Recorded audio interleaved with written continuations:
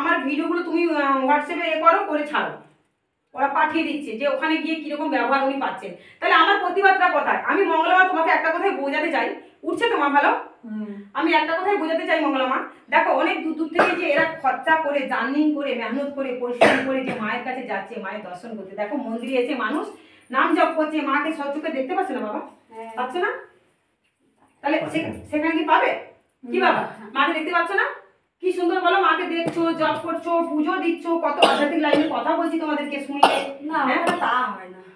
তাহলে সেখানে তুমি বলছো ভক্ত দেখা, ভক্ত দেখা, আর এখানে বলছো তোমার মন্দিরে ভক্ত হয় না। তো আমার মন্দিরে ভক্ত হয় না মা বলছে, বুঝেছো?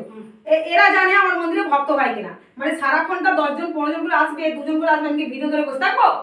কারণ আমি ভিডিও দেখে ভাইরাল হই না, আমি কাজ দেখি ভাইরাল হয়েছি, বুঝেছো তো? আমি কাজ দেখাই ভক্তদের, পরিশ্রম করি, কষ্ট করি। মা টাকা চেয়েছিলাম না, টাকা নিয়েছি?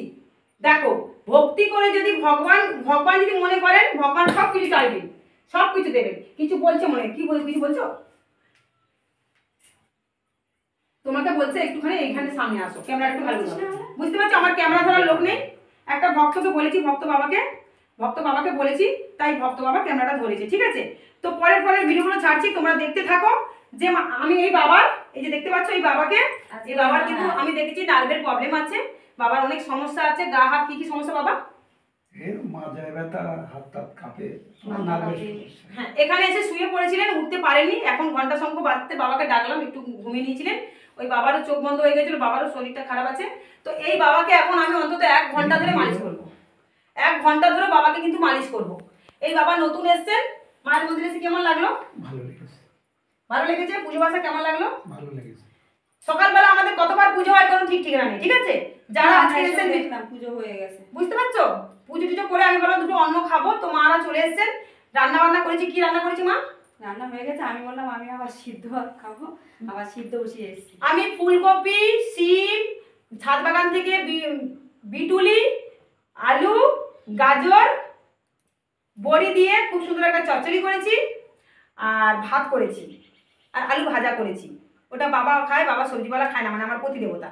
তো মা বলছে মা গো, আগের বারে যা খেয়েছি এবারেও সেই খেয়ে যাবো, আমার খুব ভালো লেগেছে। তো কি টমেটো সিদ্ধ, সিম সিদ্ধ, গাছে সিম আছে, সিম সিদ্ধ, আর কি লঙ্কা, কাঁচা লঙ্কা সেদ্ধ দিয়েছেন, আলু সেদ্ধ দিয়েছেন, এখন ফুটছে।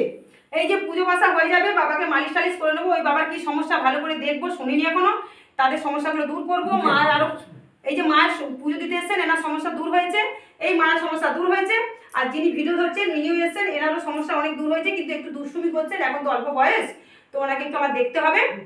মানে এমনি কত বয়স? এই 17 বছর বয়স, বুঝতে পারছো? যাই হোক, তো ওরও সমস্যা অনেক দূর হয়েছে, অনেক কি মানে দূরই হয়ে গেছে, ও নিজের থেকে কিছু ভুল করছে। তো বুঝতে পারছো, আমি কিন্তু মানুষের কিন্তু ভালো করে ভিডিওতে তুলে ধরি। মন্দিরে 10 জন আসুক, 20 জন আসুক, আর 1 জন আসুক, তার সমস্যা কিন্তু ভালো করছি তখন তুলে ধরছি। মায়ের নাম করে সবকিছু চালিয়ে দিলে হয় না।